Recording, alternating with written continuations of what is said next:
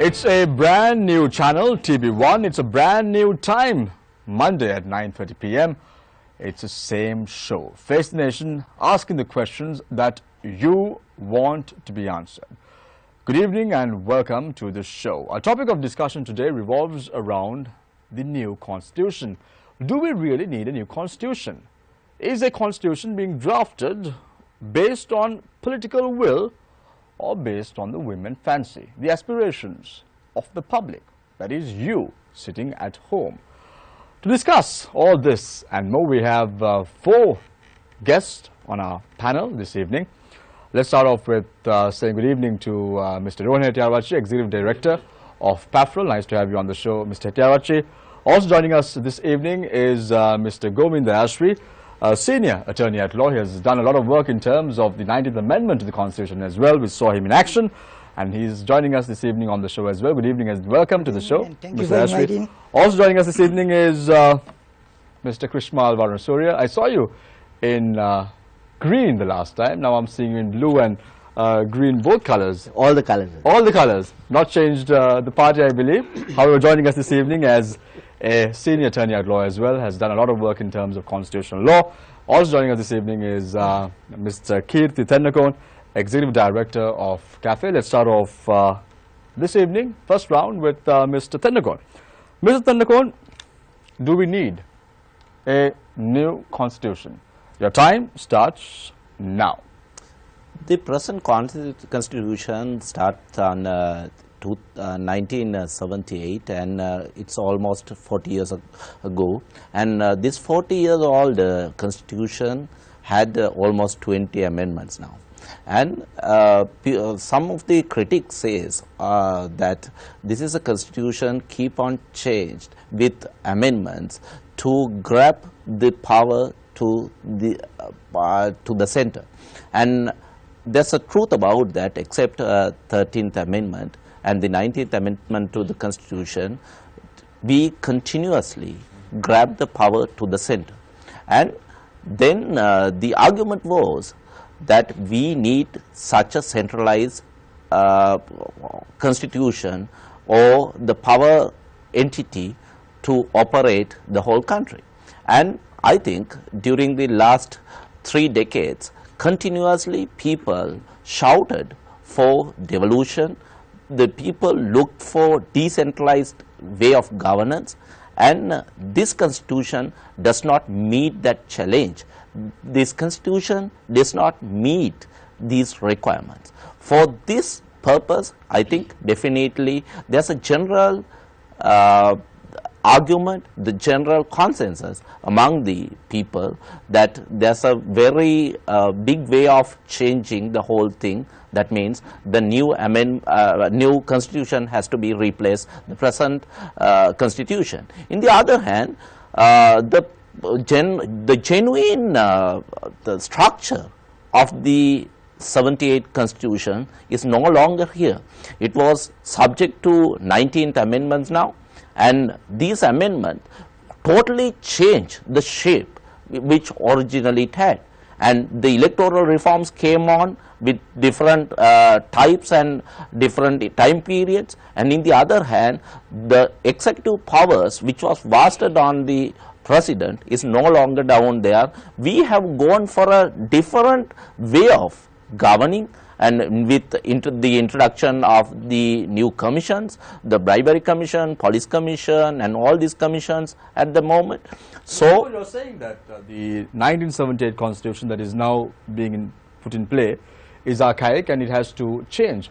Why cannot amendments be brought forward, and why do we need a new constitution? There are 2 ways of doing this exercise, of course, and during the last 100-day program, we saw that even we get participated. Let's not talk about 100 program. Now we have a new government in play. No, let's talk about we tried it, and with the 20th Amendment proposing to the Parliament, we tried to change it. But here there were uttermost challenges which most of these people now have in general agreement that we need something totally new, because it has many shapes which is not currently going with the whole purpose of governance. Thank you very much, Mr. Kirti Thennakone, Executive Director of CAFE, has joined us on our show a couple of times before as well. I now move on to Mr. Rohan Hettiarachchi, Executive Director of PAFRL. Is the present leaders, the present regime, serious about a new constitution? The time starts now. Well, as Kirti also mentioned, now the present constitutions in a different elections propaganda, and also the political mandate during the last two main elections, they were talking about the changes. Mainly they were talking about the two key changes. Of course, the executive presidency, or some talk about the reduce the power. Some people wanted to completely change the executive presidency. That is number one. And the number two was that the electoral system. And based on this, the last, let's say, more than 2-3 years, of course, we had these discussions whether we need to change this the two area. And in the last elections, some political party and some the key politicians, they were talking about the change the entire constitution. So I think that is what they are exercising now.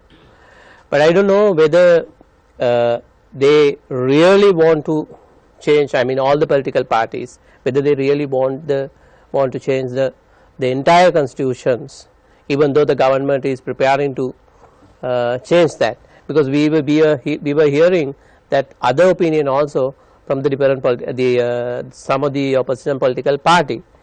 But the government is very keen to go to the consultations to the grassroots level, consultations with the people to get the people's point of view. You said something very interesting. You said politicians want to change the constitution. But my question to you is, did the people give a mandate to the present parliament to change the constitution? I think we did not hear in the past the major elections any of these the political mandate or any of these political manifesto. They were not talking about the changing the entire constitution. They were talking about the reduce the power of the executive, and also they were talking about the electoral reforms. But none of them. The power of the executive, that has been done already, isn't it? Well, it's depend. I mean, some people can say that they have done already in certain extent, yes. But still, even we notice that the president want to reduce much more power and bring some sort of the check and balance system. But as you said, it is not clear. I mean, I don't know whether they have clear mandate from the people's point of view to change the constitutions, because they were not talk about this during their elections manifesto. Thank you very much, Mr. Hettiarachchi, Mr. Rohan Hettiarachchi, joining us from PAFRL. We have two civil society activists and we have two senior attorney at law joining us this evening on our show. I now move on to one of our attorneys at law, Mr. Krishmal Varanasuriya. Mr. Varanasuriya, quite interestingly, we talk about the mandate given by the people in terms of changing a country's constitution. Can a government, can a parliament decide to change the constitution if they were not given a mandate from the people during an election? Yeah, thanks, Amir. Firstly, thank you once again for having us on your show. Nice to have you on the show as well today. On your brand new show. Shamir, the short answer to your question is yes, in terms of our constitution, the parliament can. But there is a longer answer to it, which I'd like to elaborate on this topic. You see, there is certainly a national need for us to look beyond our problems that we've been facing, whatever one may wish to call it, a national issue or a language issue or ethnic issue or a devolving power issue. There is a need for us to look at a new way of governing ourselves, a new supreme law to govern us. But there is also a political want in this. For example, as the government themselves go on record and say, you touched on it in the earlier speaker, had the Supreme Court, when we argued that 19th Amendment determination, when they wanted to reduce or take away some of the powers of the executive president to the Prime Minister and the Cabinet and Parliament, had the Supreme Court said yes to all of that we intended in the draft, then we wouldn't even be discussing this new constitution right now. That's a political one. And the government makes no bones about it. They say that why we are coming out is because the Supreme Court said that certain things could not be touched without a referendum by the people, so we are bringing in a new constitution. Now, that is what I'd like to impress upon the public, that we shouldn't be under an illusion that all our problems are going to be solved by the waving of this new constitutional bond. See, for example, we are not going to get a new transport system, and we are not going to not get stuck for 2 hours in traffic because we get a new constitution. Our patients who sleep on the hospital floors and who are asked to go out on the road and test their own blood are not going to get new hospitals because we get a new constitution. See, that's entirely different. So, I don't want the people to be disillusioned that every national woe is going to be solved by a new constitution. But at the same time, there is a need for a new constitution. But that is why I say the mandate of the people that was expressed at the last election, as the previous speaker very correctly said, Rohana said, the people, none of the parties asked for a mandate to abolish the present constitution. Yes, there were certain changes placed before the people. Now, that can be done by amendments. But certainly, if we are looking at a new constitution, I would think I would like a much more of a consultative process. I would like pertinent questions placed before the people to answer, such as... There is a consultative process right now that is in place. I have big questions on that, Shamil. I mean, you are asked to send in emails, you are asked to comment on Facebook. Even I got an email today connecting me to a Facebook page trying to draft new constitution. Who's recording all this? Who's I mean, there are 21 million people in Sri Lanka. You will get 1 million people wanting constitutions even to have circuses on the roads. But who's going to prioritize the issues? I mean, there have to be some pertinent questions asked from the people. Are we going to retain our unitary character of the state?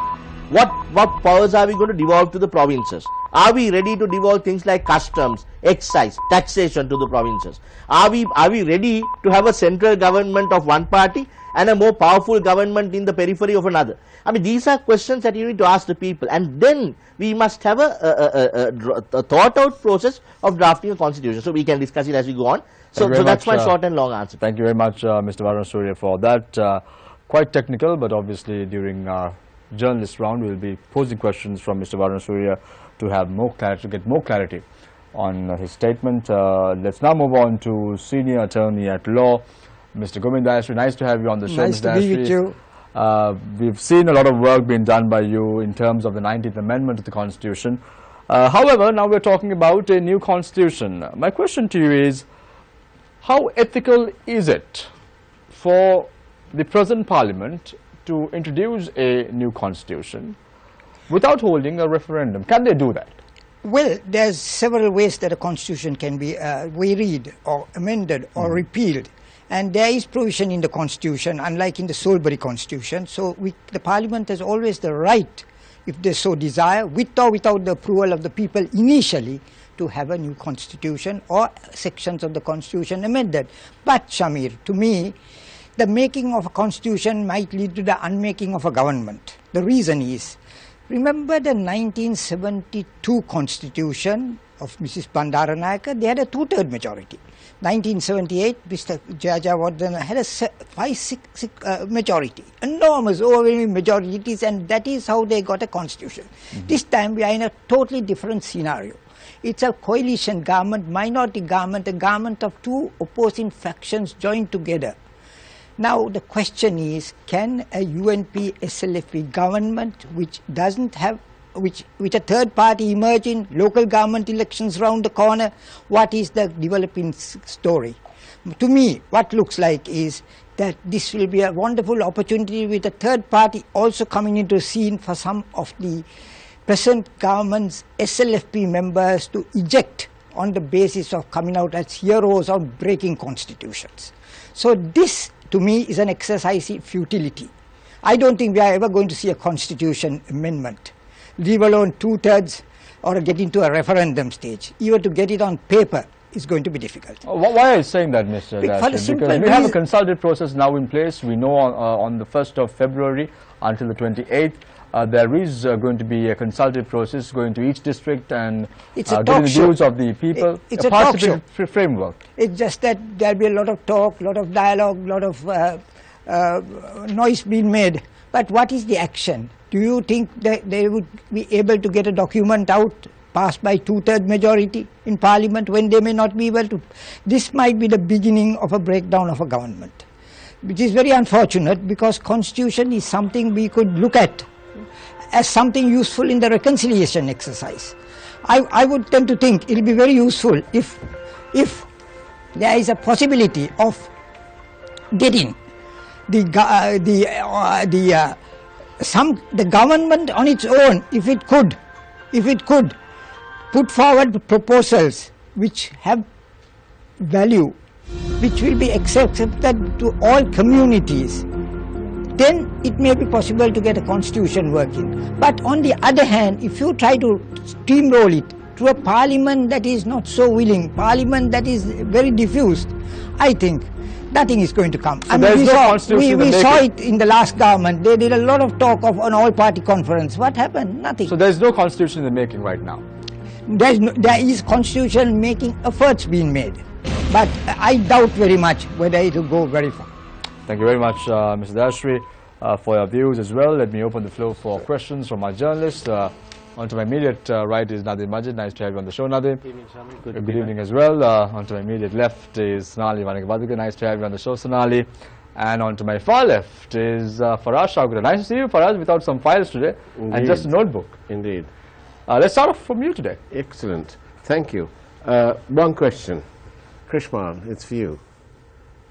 This new constitution, why do we need it? I mean, we've got a 13th Amendment, nothing's being done about that. And is this new constitution merely a ploy to give the Prime Minister more power? I think the answer for us is very simply stated by the Prime Minister and his cabinet as well, on publicly on your media and every other media. Well, they said that if they had got more executive power as they wanted to in the Supreme Court with the 19th Amendment original bill that we argued in the Supreme Court, then they did need to go to the people for a new constitution. Now, but that's not the question. We have gone beyond that. From the Prime Minister getting more executive power, I think that may be suitably attired in a new constitution when it comes. But I think we've gone beyond that. There is a further reason. Don't forget that we are almost near March now, from last March, where the UN called for certain measures are going to come up again. Now, just a couple of days ago, I think on your news I saw that the US had remandated its call for international presence in the judicial process. Now, the Supreme Court is very clear when we argued the 19th Amendment determination bill before their lordships that you couldn't touch certain provisions without being referred to the people. So, there is a further need for the, you see, any politician or any political party, whether green, red or blue, are not going to do something without their political survival also involved in it. This government, for it to proceed further, needs the mandate of the foreign, the international agreements that they have now put in place to go forward need to be fermented. Mr. Varasuri, but that is when you bring in amendments to a constitution. But what if you bring a new constitution into play? Well, must we still go to the public? So see, Shamir, to amend certain things in our constitution, they are called entrenched provisions. The judicial power of Absolutely, I understand what you're saying. You have there are certain sections of this that require amendments. You can't. However, if you're bringing in a new constitution, must there be a referendum? That's the question. Yeah. So can I just quick 10-second finish completion to Faraz's question is, so that's not the only reason why they probably want to look at a new constitution. There are other ramifications of a new constitution. Coming to your Shamir, very interesting question. Now, the constitution itself provides for the entire repeal and replacement of a new constitution. Parliament has the power to do that. But the question arises, I think we'll probably end up in the Supreme Court, Mr. Asiri, again with this also. In Article 82-83, this says to touch certain provisions of the constitution, such as the national language, the national anthem, the national flag, just leave the contentious parts out, those things. To change them, you need to go to the people. They are called entrenched provisions. Now, you can't bring in a new constitution, in my reading of it, touching those provisions without the people approving it. Also, there is a further question that all four of us raised. This parliament did not ask for a mandate from the people to repeal and replace a new constitution. So that may be why they are also saying, no, we are going to the people for a referendum. Because the constitution requires. Take into account what Mr. Varanasuri is saying. So the government, the parliament has a right, or it is on ethical grounds that they should go for referendum and tell the people whether they want a new constitution or not. Well, it's always better that people are consulted and they express their opinion, because democratically that looks more lively and acceptable. But there is no necessity to go to a referendum unless the Supreme Court declares so, or the President determines that it should be a matter that should be put to the people. But it would always be a strong constitution, acceptable constitution, provided in a very transparent manner. People are entitled to vote, not like the last referendum, which was a joke, a farce. But if government doesn't use the government media excessively, they give right of hearing to everybody. If it is democratic, referendums are very useful exercise to approve a matter that the parliament has decided. For us, well, it's still unconvincing, really, Krishmal. It's how can you change something without going to the people? The people need their say. That's why I say that this is it is unmistakably a ploy to bypass that very essential requirement. I agree with you, and can I constitutionally say why I agree with you? Article 3 of the Constitution says, in this republic, in our republic, sovereignty is with the people and it's inalienable. The only way they alienate it is at an election, only at an election. That is also limited in public trust to do what they have asked their government to do. Now, we had a UNP coming up with a manifesto before this election. They didn't speak of abolishing this constitution. Neither did the PEA. Now, they have gone into parliament and made this very unique scenario of a co-aligned government. I don't know what to call it really. Maybe we'll call it a hybrid government.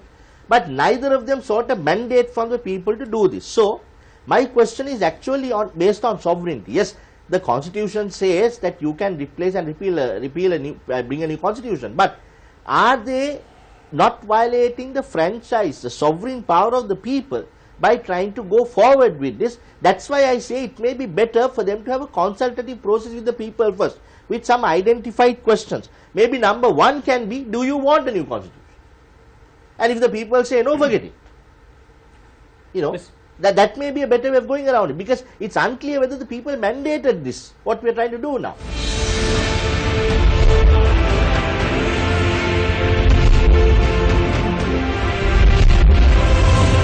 Mr. Dasri, on the subject of things that the people have mandated, there was a referendum of sorts on the 8th of January last year. The referendum was on the 100-day program, and there was an overwhelming mandate to implement that 100-day program. Now, with large portions of that 100-day program, the first few steps actually, the amending of the standing orders of Parliament, the introduction of the Right to Information Bill, the National Audit Bill, with none of that brought into action yet by the previous Parliament or the current Parliament, the Prime Minister and the government are getting ready to go into the business of constitution making. Isn't this like trying to run a marathon without even your running shoes on? It's probably running a marathon without your pants on. But the fact of the matter is that this government must first establish its credibility. Once you establish credibility, if you can establish credibility by getting the people at a referendum to vote very convincingly for a referendum where they support a constitution, well and good. But the thing is, as I said, the constitutional process might get rejected, because does the government have the strength? Have they got a 2/3 majority? They showed it. They showed it to us. But is it possible to maintain it in this kind of situation where a third party is coming? I would tend to think a very good stepping stone, a good barometer would be the local government elections. But don't you think, okay, that's the political scenario. Yes. But in terms of the Sri Lankan state, the continuity and strengthening of the state, of the Sri Lankan state, don't you think that it is important for this government to first implement those very important pieces of legislation, the Right to Information Bill and the National Audit Bill, and amend the standing orders of Parliament to give Parliament more oversight over the executive before they try to remove executive powers from the executive and change the constitution altogether? To me, actually, more than changing the executive power, I think the executive should be made stronger. I think because we are a centralized government, especially if more power is to be devolved to the periphery, then the center must be made stronger. You can't have a weak strength, because this parliament has to run for 4 years and 6 months, and even if a government loses a major bill, they can still go on. So therefore, I think it's very important to have a very strong executive. But be that as it may, the fact is, I think it is important more than these luxury issues like the bills that you spoke of. What is more important, there must economic stability. Other people, their living conditions must improve. That is what they voted for. It's the hip pocket issue. So I think it's all good and true. I mean, in this kind of discussion, we can talk of beautiful pieces of legislation. That's ornamental. But what matters is, are the people happy? Are the people satisfied? You have to satisfy their stomachs, you have to satisfy their minds. And for that exercise, I think it is very important that the government gets off a steady start. Mr. Hettiavacha, do you agree? Do you think that that the making of national policy like this, the legislation and the amending of the standing orders of Parliament, should that economics should trump bringing in those national policies? Yeah, I think that is the one, the key area where peoples are concerned. I mean, when we talk about the people in the ground. But as a member of civil society, it is part of your responsibility to highlight among the people, among the citizens of Sri Lanka, the gravity and the importance of this legislation. So if you're letting economics trump that, are you not failing in your job? No, the thing is, I think what is the most important thing?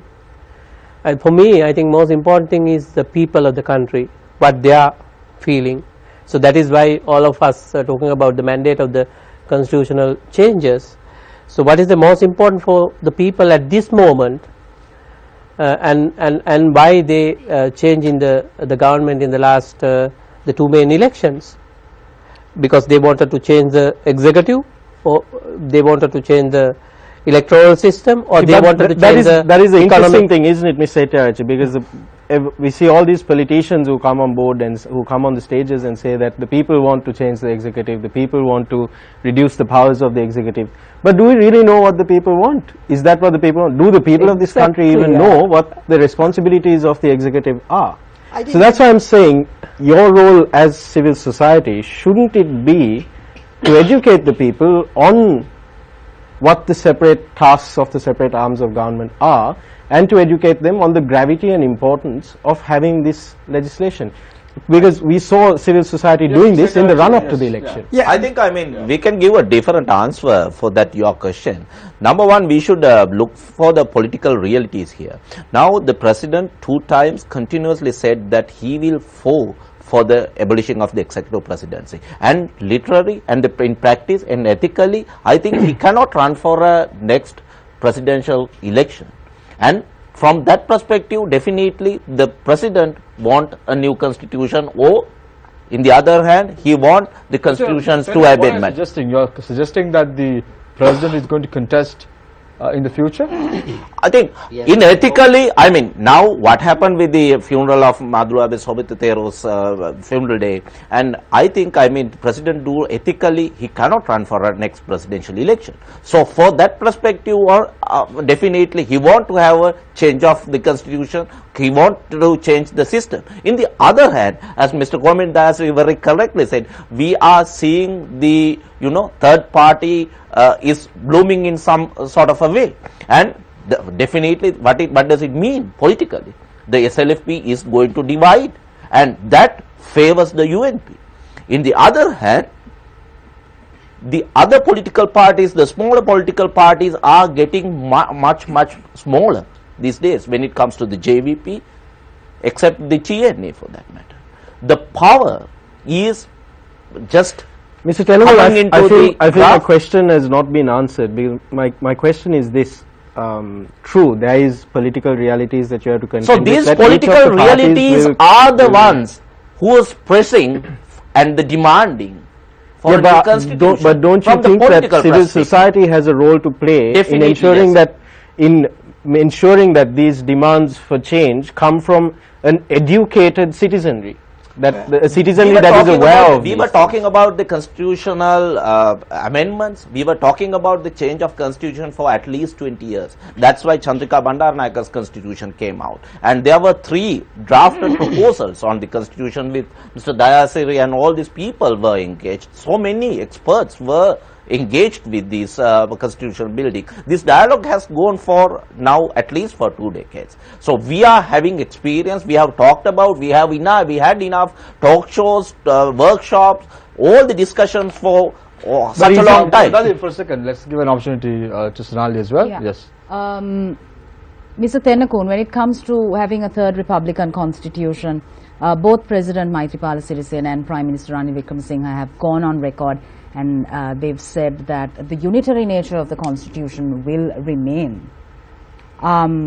As a civil society activist, how do you view this position given in juxtaposition the 13th Amendment to the Constitution, speaking on devolution, and also the recommendations of the LLRC on devolution itself? How do you view this? Definitely, I mean, the issue here, the dialogue which happened for last 2 decades on the constitution, whether it should be the unitary or the united government.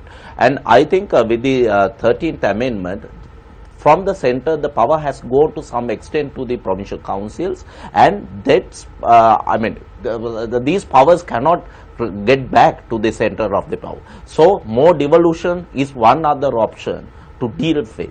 And this is something the smaller political parties, especially the ethnic minorities, are talking about when it comes to the Muslims, when it comes to the Tamils, when it comes to the plantation Tamils. This devolution is something demanded for. And it is up to the policy makers, it is up to the lawmakers to decide about that. There are 2 the schools on this, and there are 2 ideas blooming about it. When the first announcement came on the new constitution officially early this January, we saw that everyone was talking about the Sinhala Buddhist nationalistic approach, and in the south. In the other hand, in the north had the same sort of the same sort of feeling.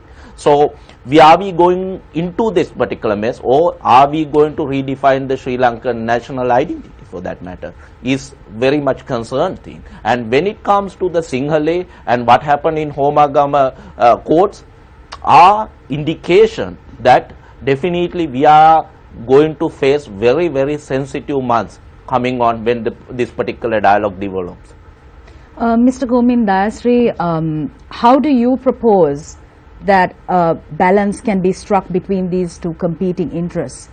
On the one hand, you have the unitary nature of the constitution, which must remain the same according to the President and the Prime Minister, and then on the other hand, you get the 13th Amendment and devolution. Yes, these 2 competing factors will compete still more in time to come. But I think it's more important that we get this reconciliation process successful. And I can't see it going beyond a point of success unless the TNA joins the government. Now this may be something coming out of the blues, but look at the Sri Lankan context. Didn't we have Mr. Tondaman joining the government and governments? Didn't the SLMC join governments and various governments? It's only the TNA that has stayed out of everything. Even the JVP joined the government. So in that context, I think possibly during the lifetime of Mr. Sambandan, if it is possible to bring the TNA with the UNP, because I don't think at the moment TNA will join the SLFP of Mahinda Rajapaksa. But if that is so, then there is an opportunity for the TNA to enjoy the fruits of the center. They will have cabinet portfolios. They can really do something for the people of the north. Now, if the TNA keeps out, you are keeping the good part of the Tamil population, 11% or 9 to 11% of the people out of mainstream politics. And that is why these kind of divisions, that we want a separate state, all those notions come.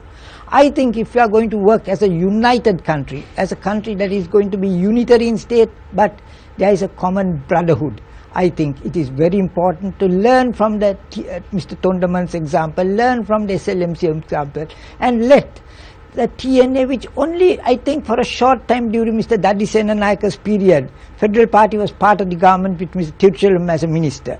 I think that is where reconciliation process can become a success. Devolution is a topic, Mr. Hitavachi, that we've discussed over the last few years or so. 13th Amendment to the Constitution has always come into play. We've seen the Indian government saying that we have to go beyond the 13th Amendment to the Constitution. We saw the Rajapaksa regime saying that they want a 13 plus, that they will be very accommodative. However, nothing has happened. Do you really think that this government will address the grievances of the Tamil population in the country if a new constitution comes into play and if the TNA is left out? I don't think that without, as Mr. Dayasiri said, without consulting the TNA and also the Tamil, the community, not only the political party, of course the Tamil community, without consulting them, I think the government may not do anything, and they may not success anything. I mean, they can try. But that is what they are, I mean, with this new constitution which they are talking about, that is the one area where they want to bring some sustainable reform. So that is why they were talking about devolution of power. I think one of the key concern of the government is address this ethnic issue. I don't know whether they can success within this the present political contest, because even the southern parties are not coming one agreement. There are a lot of factions even within the government. So it is, I don't know, after these consultations with the people throughout the country, whether they will bring any new opinion or new ideas. It's not, I mean, we can't give any assurance whether we can success with this problem with the new constitution. Thank you very much, Mr. Tiavachi. We now wait for a short commercial break. When we come back, we are discussing about the need for bringing in constitutional amendments, the need for bringing in a new constitution to this island nation. Will it work? All this and more after this break. This is Face the Nation.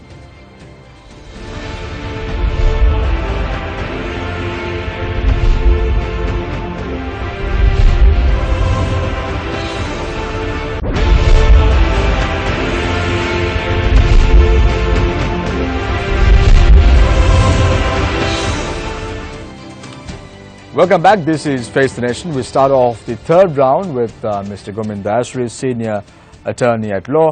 Ms. Dayasri, before we start the timing, I want to ask you an open-ended question, a yes or no. Are you in favor of the executive presidency or are you not in favor of the executive presidency? I'm in favor of it. You are in favor of it? Yes. However, the time will start now. However, on the 8th of January this year, people gave a mandate, an overwhelming mandate, to the present president to abolish the executive presidency. So do you not think that the people want a change? People want the executive presidency to be abolished, and an individual like you saying, no, it should not be abolished. What is the reason for this? Reason is people wanted the executive presidency of the style it was being exercised by Mr. Mahinda Rajapaksa revised. They wanted it previously also when Mr. Jayajawardena was doing likewise. There is limits to which presidents can act. Here was a president given 2 times asking for a third time. I think that's a less objective. But there is a danger, Mr. Dayasri. The danger is there, but there's also a danger that we were able to do something like wiping out terrorism because of the presidency.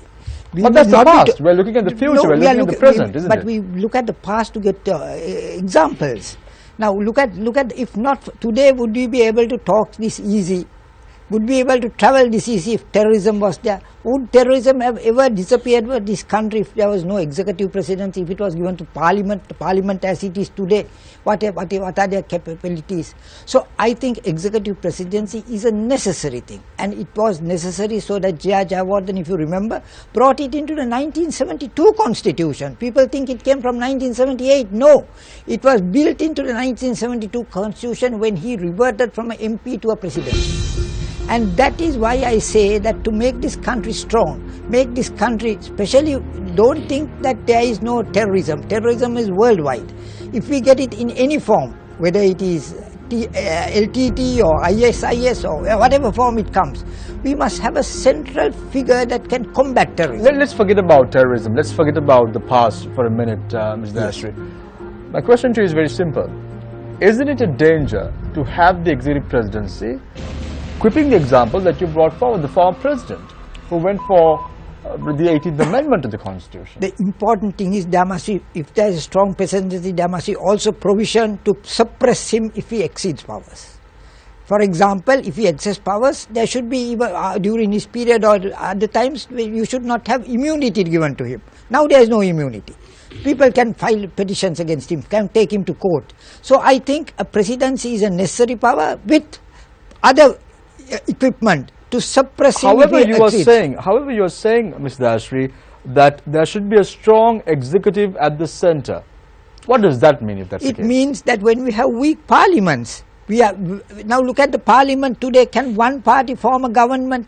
There's an SLFP on one side and SLFP in the government, SLFP in the opposition. The government is standing on one side, the TNA who should be with the government is not on its side. So we have a very highly fractured But that's the parliament. mandate of the people. The people wanted this president. People want it, so people voted for it. But it's in that people also voted for a president. Both are people voted. That is why this system has advantages. You have a strong central figure with a whole lot of dwarfs. Thank you very much, Mr. Dayasri, for your thoughts. I now move on to Mr. Rohini Hettiarachchi. Are you in agreement with Mr. Dayasri? Do you think the executive presidency should remain? The time starts now. It's a quite difficult question. It's yes and no. Actually, we are. Yes and no. That's very confusing, Mr. Yeah. It's a very difficult question, of course, because there's a good things and good and bad with the president, as he mentioned also.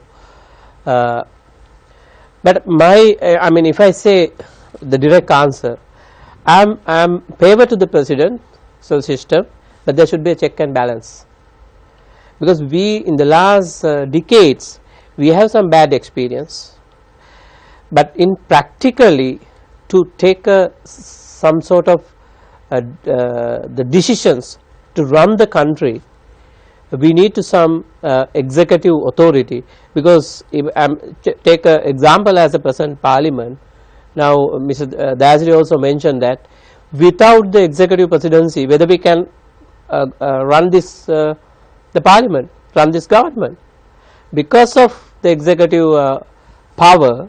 Now there are part of the opposition group also engaged with the government. So there is no danger. There are dangers, of course. If we have a healthy. Why are we always looking in the past, Mr. Hettiarachchi? No. You're a civil society activist. Why are we looking at the past? No. The thing is, if we have a very healthy democratic practice in the country, if we have a democratic system in the country, so that is fine. So why can't we be like that? No, that is why actually as a PAFRL we are trying to work on that, to changing the existing political culture. That is one of our main tasks. Are you optimistic about Sri Lanka, or are you pessimistic about Sri Lanka? Well, it is our part of our duty. I mean, if we see, okay, this is bad, or this is we can't change the system or the society, so nobody will change. Do you think as a civil society activist you are doing your role? Sorry? Do you think as a civil society activist you are doing your role towards society? Of course, yes. Of course. For me, I have feeling that I am doing my role, and I am happy what I did in the past. I am happy what I am doing now. But there are more to do. Thank you very much, Mr. Hettiarachchi. I now move on to Mr. Kirti Tennakon, are you in favor of the executive presidency? I have two gentlemen here saying yes and no. I want an answer from you. Is it a yes or a no, or is it a yes and no both? I was a very strong believer of the abolition of the executive presidency until the 19th Amendment passed in the Parliament. The way the 19th Amendment passed in the Parliament, from that point I am rethinking of whether for last 2 decades whether I am wrong or not. Why are you not thinking about this when the 18th Amendment to the Constitution was passed in Parliament? That's the point. All these exercises were revealed. Then No, when it comes to the 1978 you should be disappointed Constitution, because the 90th Amendment to the Constitution came into play, and whether your decision was right or wrong. I mean, without the executive presidency, I think definitely the 19th Amendment is not going to pass in the Parliament. The work done by the Maitripala Sirisena ensured that the 19th Amendment passed in the Parliament. Why I am saying this is that, see now, for the first time under the 1978 Constitution, the Prime Minister is exercising unbelievable powers in all sectors when it comes to the reconciliation, when it comes to the economy, when it comes to the development from A to Z. This is the willingness of the present executive president. This is something we demanded for very long time, the nominal role to some extent. But in the same time, as Mr. Dayasiri said, when it matters, there must be some central leadership to take actions. In broad, I think definitely we can, I mean, during the last drafted constitutions, which was tabled in the Parliament, we were thought of having the executive presidency in one level and getting the Parliament to do its job. Mr. Nikon, prior to the 2015 presidential election, you were of the opinion that the executive presidency should be abolished. Am I right? Yes or no? Definitely yes. Right. Now you are saying that the executive presidency should be there. Are you putting Sri Lanka to a test for the last 1 year? Are you saying, let's do it and let's take our word back, let's do this again? What is your organization really doing now?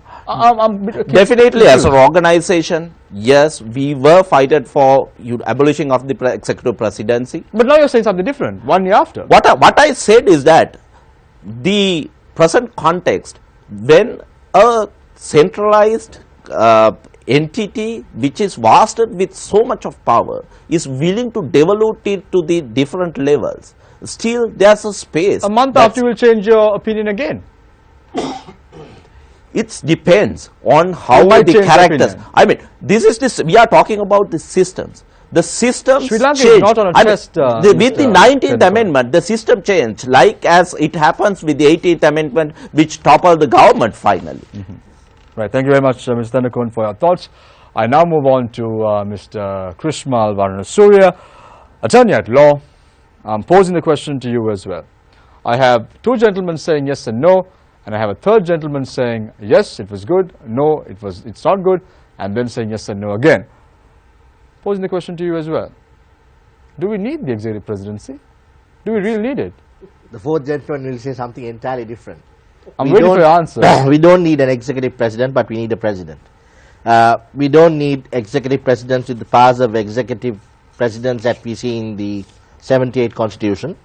But if we are thinking of devolving power to the provinces, we'll need a figurehead, a president, someone that the union can center around, someone perhaps, you know, India don't call themselves a federal state, but they call themselves a quasi-federal state. There too they have a president. But the president's powers are limited to a lot of ceremonial duties. He is the head of the state, no doubt, first citizen, but then not the executive president that we have here, which is actually a cancer that we have ourselves brought upon by trying to amalgamate the de Gaullean constitution of France and the US constitution of an all-powerful executive president, putting into it those powers held by a British Prime Minister also in a Westminster system. We have given all the powers from everywhere in the world to one man. That's a problem with the executive presidency. But if we can remove those powers, which is what was assured by all of us also shouting at every street corner and every stage on the 8th of January last year, we didn't, I don't think anyone said that we wanted the entire presidency abolished out of our system. We wanted the executive powers clipped. We wanted those powers that were not in consonance with the democratic rule of government, a rule of law, where one person was placed above the law that applied to everyone else. Hasn't those that been done, Mr. Varun Surya? in all honesty, Shamir, we tried to do it with the 19th Amendment. I remember being part of the drafting process of the 19th Amendment also with the now Honourable Prime Minister. He was just after those 100-day governments with several other people at a panel. Then when it came before court, the Lordship of the Supreme Court were of the opinion, and that's the right opinion, that in our constitution, whom the people have voted for as an executive president cannot be suddenly made into such a figurehead president because of our constitution itself. We can't touch those powers without the people saying so. So we had to go to a referendum. That's why we had to come with an amendment in the Supreme Court to the 19th Amendment, and it was after those clipping of what we had drafted that the Supreme Court permitted us to go through. So that's what happened. So do you think what we saw during the early 2000s, we saw a constitution being presented by the former president Chandrika Bandaranaike Kumaratunga, we saw it being burnt in parliament as well. Something similar will happen? I hope not. I sincerely hope not. Because as I said when we started, there is a national need. There is a national need for us to make a constitution. But let not that be clouded by a political want of expediency to rush through and do something which our children's generations are going to blame us for in 30 years. Thank you very much, Mr. Varun Surya. I open the floor for questions. Let's start off with Nadim. Thank you, Mr. Varun Surya. I'd like to start with you. You wrote an interesting article. It's now available in the public domain, and we've covered a lot of it in your opening statements and during the question and answer session as well. So I'm going to pick on an area that you sort of missed, let's say, but that we're talking about now. Political scientists think it's very important when you're talking about the executive presidency. You have to talk about it in conjunction with the doctrine of separation of powers. Do you really think that the problem in Sri Lanka in terms of separation of powers is with the executive, or is it a better bet that the problem is actually with the legislature and that the executive has hijacked the legislature, that the legislature is not able to function because of the executive's presence in the legislature? Well, the separation of powers as was intended in constitution making, which has a classic separation in our constitution. I mean, if you look at several of the provisions, we have the classic separation. But because of the working of it, for example, the president becoming the leader of the party that garners a majority in parliament, also becoming an executive president, although the legislature is meant to function with the prime minister and parliament on their own, because of that connection, these members who are in a majority become subservient to an executive president who is the leader of the party. So don't you think it's better to then split? Two examples. Now one more. Very quickly. Well, I'm trying to answer the question. The other example. Higher judicial appointments are done by an executive president, whilst we have them retiring at a certain age, but there is no security of tenure. So there is going to be always this question of superior judges sitting. What happens after we retire? If we had, like the US, a security of tenure, you serve through lifetime, or we have a system where after retirement you can't be sent as high commissioner somewhere, or give government appointments, that will create independence of judiciary. So yes, there is separation classically in our constitution, but through workings of it, it has become unmanageable. So do you think that we then need to change those provisions of the constitution to separate the executive from the legislature? Create a system like we have, for example, in the United States, where there is a functioning legislature where which has great oversight over the office of the executive. Of course we do. But then to do that, Najib, we don't need to bring in a new constitution. I mean, those can be done within the parameters of our present constitution, and then if they really touch those entrenched provisions, go to the people for a referendum. Mr. Dasri, do you agree with that? Do you believe that the executive needs to be separated from the legislature, and that this can be done by simply amending the constitution, and that there is no need for new? Well, my view is that the legislature and the executive are thoroughly both mixed up. It's virtually one and the same. It's, you're giving different names and trying to have the Montesquieu doctrine in place. But what is important, I think, is whether even if the executive and the legislature are together, you must keep the judiciary far away, distance it. That distance is not sufficient, because it's only if the judiciary is totally free to function that we can have safeguards. So just to clarify, Mr. Dashi, you're saying that you're in favor of an executive president even when the executive has such a large presence in the legislature? Yes, it is so at the moment. I mean, as my friends correctly said, don't you think it would be better for the executive to be removed from the legislature and then have an executive president and a legislature that is able to oversee him? I don't know whether in our system such a thing is a reality, a possible reality, because they get so, I mean, they get so mixed up all the time, because executive, the political party system, the leadership of the party, all that makes it virtually the one and the same. So I think what is important is, even if that combination works like that, we must have safeguards, totally compartmentalize the judiciary. I mean, even I don't know whether we could even have a system where the president doesn't appoint the judges. That is very important. And that is where the Bar Association can do a lot. You're saying the Bar Association should appoint judges? No, not in the least. That's the worst. I prefer the president rather than lawyers appointed. So like the Constitutional Council? Some totally different body, some college or whatever it is, appointing them, because the president should then, the courts must be in a position to check the president. Here we have the court, president appointing them after that as ambassadors or in various positions. So Mr. Hettiarachchi, when discussing constitutional reform, most are afraid of the F word. Shamir, I don't want you to panic. I did not panic. I know you're talking about federalism, Sonali, so I'm not going to panic. Yeah, should we be afraid, Mr. Hettiarachchi? As a civil society activist, how do you see this? I like the grin on your face every single time you pose a question to you, Mr. Hettiarachchi. But before that question, I wish to add one point, that his questions, I think you also mentioned that in the party system in Sri Lanka, so always the president will be one of the party leader, and at the same time the parliament group also controlled by the party leader. So when it's come to the president, in one side the party leader and control his parliamentary group, and there is no, I mean, if it is a constitutionally make clear difference, but in practically that is what happening in the country last couple of the 2 decades. That is what we exercised from 1978. So that is why we are facing this problem. So when we talk about your question was devolutions of power, right? Federalism. Federalism. So that also again the critical questions and difficult questions to answer. But for me, I think we have to realize that in Sri Lanka there are a couple of the religious ethnicity are living together. So we need to respect all of their dignity, especially the dignity. Dignity is one of the key concern all of us as a human being, and also there are the needs.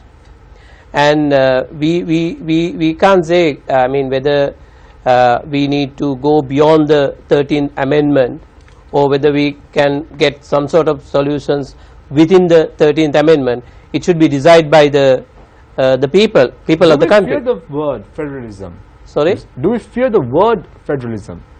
I think yes. For the southern part, I mean, that is what even the president also said, I think a couple of weeks ago. Speaking in Parliament on the 9th of January, he said the South is suspicious of the word federalism, the North is suspicious of the word unitary. Yeah, the civil society is little bit fear to talk about the federalism or unitary or united. Why is that? That is why, I mean, it is the debatable. It's a debatable. I mean, nobody can, even this executive president, for example, just say get the example. Mr. You always scared then, and now also you're saying that you're scared. I don't know when we will ever be. If you question me about the electoral system, I'm not scared. Any kind of questions, if you ask me, that is my expertise, because this is not my exactly this is not my area, but as a citizen, as a civil society leader, I have my opinion. But also when I say something, I have to depend on my organization, because if I say something, you will take it as a pastoral point of view. So that is why I am little bit scared. I am going to fearlessly ask a question from Mr. Varun Surya now. Shall I Article interrupt 9 you? of the Constitution. Can I interrupt yes, you? for a second, for us. Because this is still- Yes, please, go ahead. Yes, please interrupt Do me. we yes. need federalism if we have a robust mechanism in place, like the independence of the judiciary, the police, the civil servants, and so on? If all these things, these checks and balances are in place, and if they're working, then why do we need federalism? For what? You asking from me, right? Yes, yes. So I do agree with you actually. I mean, if the system fair for everybody without concerning their ethnicity or religious or caste, so I think no issue. So if you have such a good system, fairly equally treat everybody, nobody will ask the federalism. The problem here is whether we are treating equally for everybody, or constitution by government way of acting or development. You see, it strikes me as rather odd. We have the Chief Minister of the North, Mr. Vigneswaran, who previous to these independent commissions being put into place, complained bitterly that there was no independence and that it was partial. Now that we have these things in place, he still continues to ask, for instance, for foreign intervention in the matters of accountability. Faraj, with your permission, I am directing that question to Ms. Tennakon. Right, yes. I knew that is coming on me. I mean, when the So 13th when are they going Amendment to was stop? passed, when the 13th Amendment was passed and it became a law of the country, I think the first big step towards the federalism has established. And for last 3 decades now, we are experiencing that. And 65% of the total budget goes with the semi-federal provincial council systems, and almost 55% of the power has devoluted to the provinces, and we are talking about more power without the given powers are not exercising at the provincial council levels. For example, the police powers, the land powers are not was vested with the provincial council, but it is not exercising. And if we are talking about reverting all that and asking all these powers to grab into the center, I think we are talking about something very unusual. Mr. Varun Surya, as I said before, fearlessly going to ask you a question now. I was waiting to fearlessly answer you. Article 9 of the Constitution, which gives Buddhism the foremost place. Can we make Sri Lanka a secular state? That we always discuss, that we always try to promote. The Can I minorities take 10 being seconds there. and fearlessly answer the earlier question, please? Yes, About the please. effort. Yes, I have no yes. fear of talking about the effort. I think we need to, as a country, look forward and speak of federalism. You know, what's in a name, as Shakespeare says. You don't need to talk of federalism or unitary. But how are we going to solve our problems is something we need to talk about. So let's, if lots of countries don't actually name it. They don't call it unitary or federal. They leave it pointedly, they leave it blank. But they give some sort of power. So that's my answer to you. I have no fear of discussing federalism as a solution if we retain the nature of our state and the sovereignty intact. Yeah. Article 9 of the Constitution. Article 9 and 10. I agree with you once again fearlessly that I've argued this in the Supreme Court before the Lordships. In fact, there is one judgment that I can't remember right now. Article 9, whilst assuring foremost place, which I always say it ought to, because there is a majority in this country that follow that religion. Article 9 assures that the state must give foremost place to protect the Buddha Sasana. Now there is no problem with that. There is absolutely no problem with that. Article 10, then in that same thing it goes, whilst assuring to all other religions the rights granted by Articles 10 and 14.1. Now my question is, Article 10 and 14.1 gives you an equal right to practice your faith and foster your religion and then to get together with others and do the same.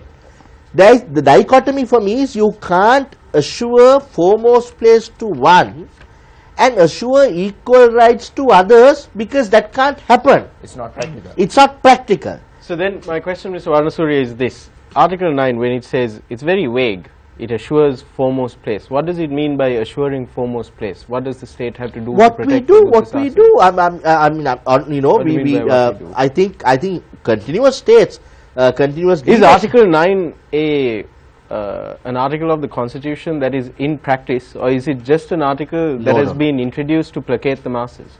No, I believe, I sincerely believe that from the times of our kings, the Buddha Sasana was continuously protected by the leader and the head of state, and that must remain.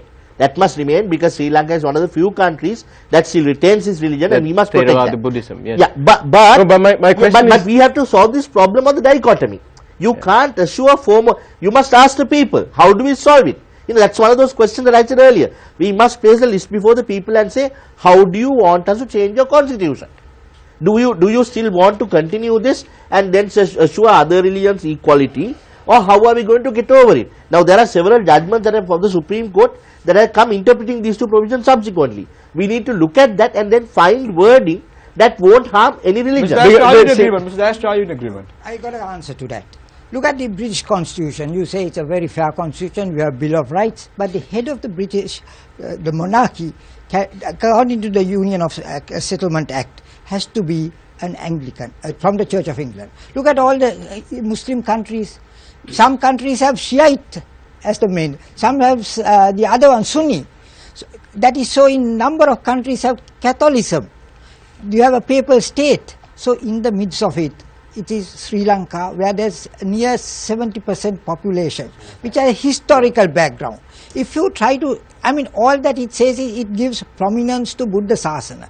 Now, if you try to downplay that, you are once again playing with fire, because you are once again getting to an area. But Mr. Dayasri, I'm not talking about downplaying it. What I mean is that isn't Article 9 very vague in its wording? Because if you're saying that you're going to give foremost place to Buddha, to the protection and the nurturing of the Buddha Sasana, and in the same breath, if you're going to say equality, so then you're also saying you're going to protect and further other religions as well. But in practice, what is happening? Isn't the state always giving a foremost place to Buddhism in practice, and has that been challenged? So let things continue. Don't by saying there is a dichotomy that should be resolved, you are only creating more problems, because we have all been getting on well in that front.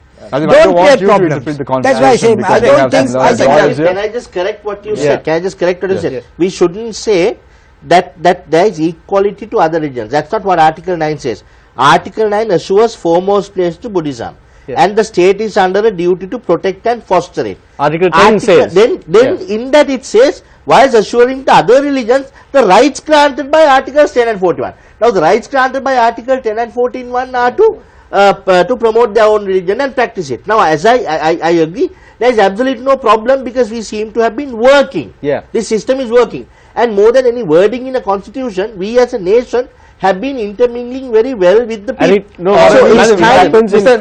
I want Mr. Tenuko's opinion here. Yes. If the Article 9 of the Constitution will be, if it is becoming the most concerned factor, whether or not we are going to get a new constitution, leave it down there as it is with the same wording, and we will work on the other factors, talk about evolution, we will go for the other provisions, and we can ensure that the ethnic harmony, the religious harmony will take place. Leave it down there, we will, let's walk forward. Sonali, very quickly. Mr. Dayasri, according to Article 86 of the Constitution, it says the President may submit to the people by referendum any matter which, in the opinion of the President, is of national importance. Logistically, how do we go about this? Well, that gives the right for the President on any issue. Very wide provisions, never used. Why is it not used? Because it's expensive. But otherwise, any issue can be placed before the people, and the people can decide on it. So that provision is there, but when has it worked? It only was put once, and that was for a very awkward situation where they wanted to know whether that they should continue for another 5 years. doing away with general elections. I think that was one of the most undemocratic acts that was done in this most democratic provision. But that provision is available, but it's very expensive. And I think my two friends on either side will totally agree with me, from Pafferel and because the most important thing that we have is the exercise of the franchise. Thank you very much. Sonali, one more question you want to pose, or? Mr. Tennakoon, Very quickly, logistically, is it an impossibility? Is a referendum an impossibility? It's not an impossibility. Okay. Thank you very much, gentlemen. I started off this conversation, this debate today saying, are we trying to create a constitution based on the political will, or is it based on the aspirations of the public? I'm rephrasing it a little bit. Are we trying to make a constitution based on the pressure exerted to us by the international community? All this and more after this short commercial break. Stay connected, stay with Face the Nation.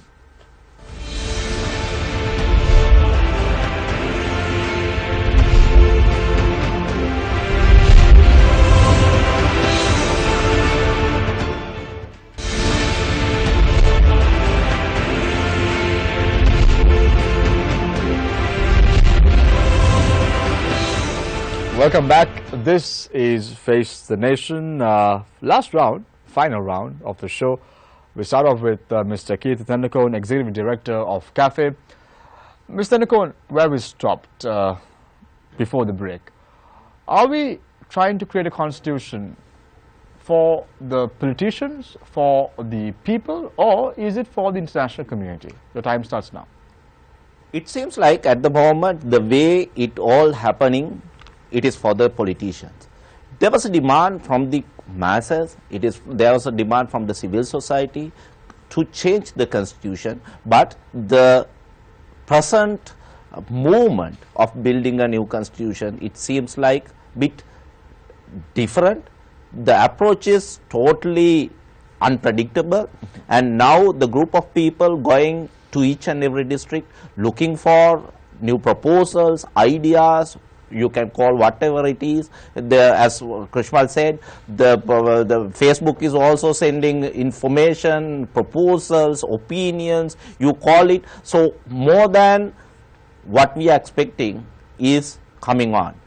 In the other hand, we are having 3-4 very concrete documents which could develop into all the aspirations of the people, like what the Chandrika Kumaratunga regime produced at that time, and there were props and cons on this, but that healthy dialogue is not taking place at the moment. So, in the other hand, you will say that the consultative process, the participatory framework, the consultative process still not has started, and in the other hand, I am so much doubting. But the committee has been appointed to look into this. Just to collect the proposals. So it is to deceive the public.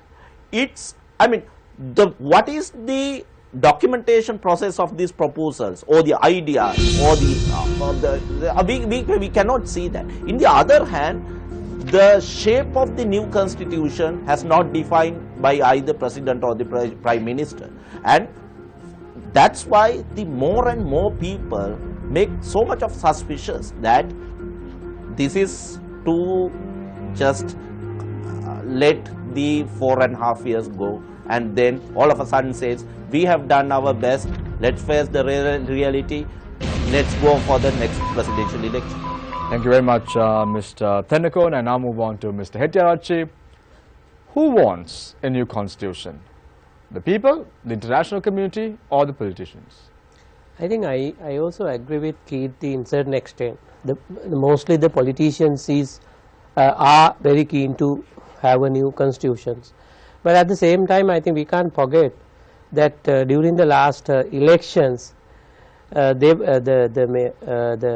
ruling party were talking about the change of the executive presidency, and also they were talking about the changing the electoral system, and they are the key message to the people, not just changing the economic system. They were talking about the corruptions, governance, and the changing these two key areas. So I think it's hardly difficult to make a clear line. People whether people exactly want the change the constitution, complete constitution change, then it may be the sideline, because it was in certain extent it was there in some areas, but not the entire picture. And also, I mean, the presently I am really happy the government, whether it is a genuine exercise or not, I'm little bit doubt about it, but they start the consultations with the people, because I discussed with couple of my colleagues, some of them are quite senior fellows, and I asked whether they have any consultation during 1972. My answer was no. And also I asked whether there was any consultation during 1978. Answer was no. So this time at least the people will get some sort of chance to say whatever they want. They may not educated what is the constitution, they may not fully aware about what is the electoral system, but at least they will get some fair chance to say something about the basic law. So you think a referendum is not needed? No, I think it should be, because the general public basically they will with this consultation throughout the country, some of these, not the entire the community, those who are quite interested to participate, they will come and say. But of course, interested to participate or interested with the political party concern? Not only the political party concern, because I also submit our submissions the last week in Colombo. So I noticed there are a couple of districts now they are going around the country. So I noticed that even in very localized people are submitting their proposal. So that is there, but I think end of the day we need to referendum to get the final opinion of the people whether we need to change it or not. Thank you very much, Mr. Rohan Hettiarachchi, Executive Director of PAPFREL. A lot of work he's been done by his organization in terms of elections. I now move on to Mr. Krishmal Varanasuriya, attorney at law. You said last March a pledge was made that there would be certain amendments in the way in which Sri Lanka moves forward with regard to the US sponsored resolution, which Sri Lanka co-sponsored incidentally in September last year. Who wants a constitution? The international community, the people, or the politicians? Frankly, as I say, answer to your question is everyone wants a new constitution, but different sets for different reasons. I as a citizen wouldn't mind a new constitution for the simple reason there are things that we can iron out once and for all. Most important, how do we protect the Buddha Sasana whilst assuring to other religions some equality in observing their religions? How do we devolve power? Are we going to go for a federalist model? Are we going to go for a quasi-federal model like India? Or do we not call it anything at all, like Shakespeare says, what's in a name? Let's call it a rose by any other name, smell as sweet. Do we call it anything at all? Then there are other questions. How do we make an independent judiciary? How do we make a proper electoral system? The complaints are that people don't represent their provinces anymore. One example, you can probably have a bicameral parliament, 2 sets, and a provincial body or a Pradesh Sabha member being returned ex officio to the national legislature. That will cover this problem of not having grassroots level representation in the central government. Now things like that people must discuss. My worry is that we are rushing into it for either political reasons or other reasons and not giving the people the opportunity to actually make a proper document the way we want it. And that I say must ideally take a bit more consultative process.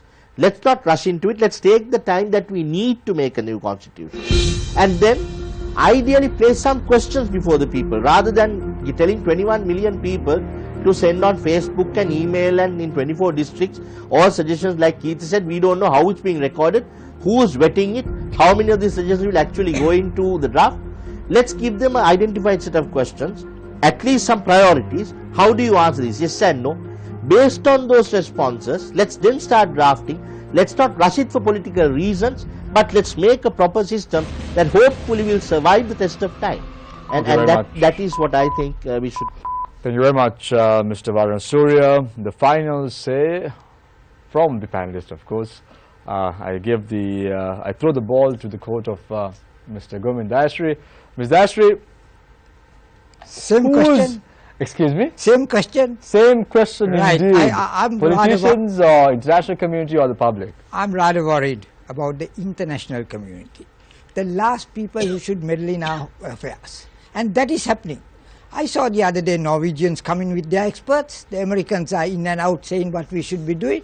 This is a homegrown constitution we need. We need to solve our problems our way.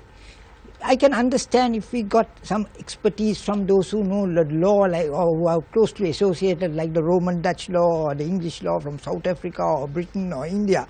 But why is it that the Norwegians are hovering around here? We can remember very well what they did with the CFA, how they behaved during the as a neutral observers or so-called neutral observers.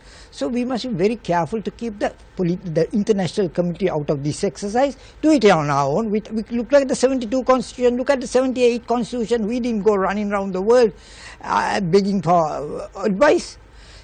Then as far as the politicians are concerned, we must remember that the legislature has to be the participating authority in this exercise. We can't divorce it, we can't alienate it from the politicians. And politicians are the people's representatives. And finally the people. It should be a homegrown constitution where the people are consulted. If necessary, go to the people and get their sanction. People's representatives must talk.